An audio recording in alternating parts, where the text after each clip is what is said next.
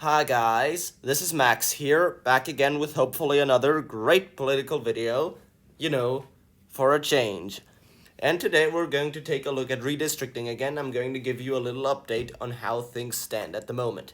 Now, there are a couple of states that certified their electoral maps, like Ohio, Illinois. It's such a terrible map. Then, of course, there is Oklahoma and Nevada that have also newly certified their maps. Now, uh, Massachusetts has done so as well, but nothing has changed. It's still 9 safe Democratic districts, so yeah, that's basically the entire story. Now, we're gonna take a little look at these maps. Now, ultimately, Ohio had lots of proposals, but they went with one that isn't too mean to the Democrats in terms of gerrymandering. Of course, it does reduce the amount of safe Democratic district from 3 to 2, but it does actually create one more highly competitive district. It'll be interesting to see how these two go, but in general, that is a very Republican favorable map. I don't really think that it is going to be too difficult for Republicans to win here.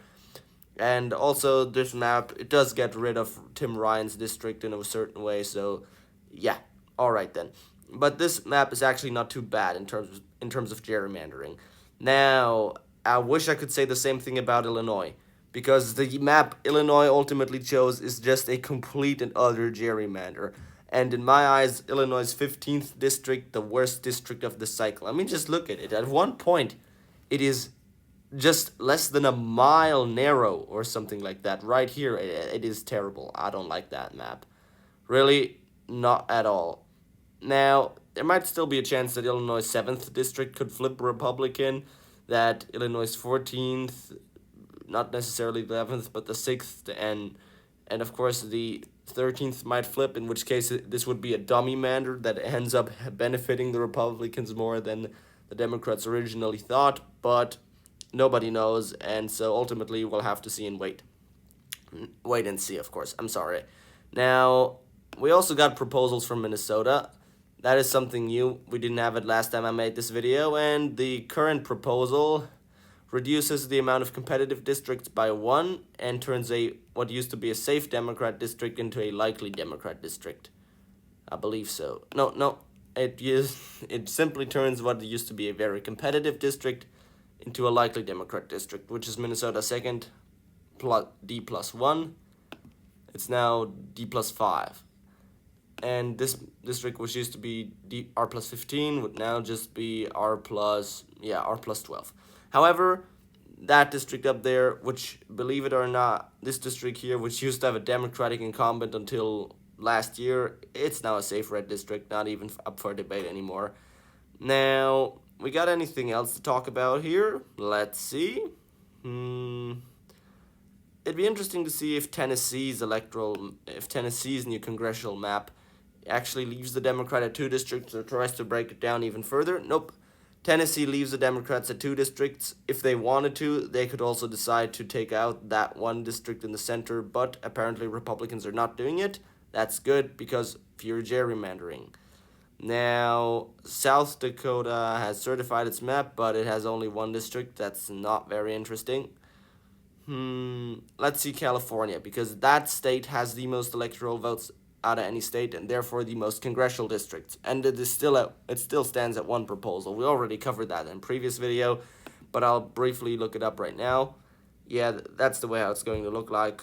Actually, quite interesting. I never think that California is doing much of a bad job in terms of gerrymandering. Yeah, alright then. Now, before we end this video, let's take a little look at what Michigan has done. No new proposals. And in the state of New York, I think it still stands at 2 proposals as well.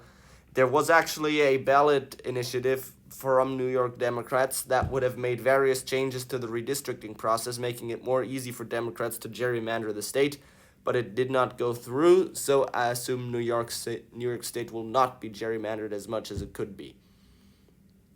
All right.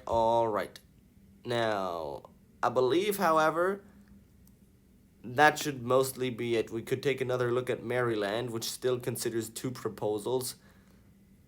One which I would definitely prefer is the non-gerrymandered one that give Republicans 2 districts and finally give the Panhandle the amount of representation it deserves. Well, the other one would kind of be a gerrymander. What does it say? Kind of, it'd definitely be a gerrymander. It'd have one lean Republican district, one and yeah, 2 lean Democrat districts. Now, in a very good year for Republicans, they could actually win 3, but I just don't see it happening. Wouldn't want this map to get passed for the sake of no one. Now, however, I really think that's it so far. I really hope that we sometimes see a proposal from Pennsylvania. That'll be very interesting to watch. And also, Wisconsin. Wisconsin used to have a couple of proposals. Let's see if they still got them. Nope. Wisconsin's got rid of the only proposals they had so far, so that's still an open question. Well, anyway, guys, I hope you enjoyed this video. I hope that it gave you a good update on where the redistricting process here in this country stands. And I really look forward to seeing you next time. Have a good day. Max out.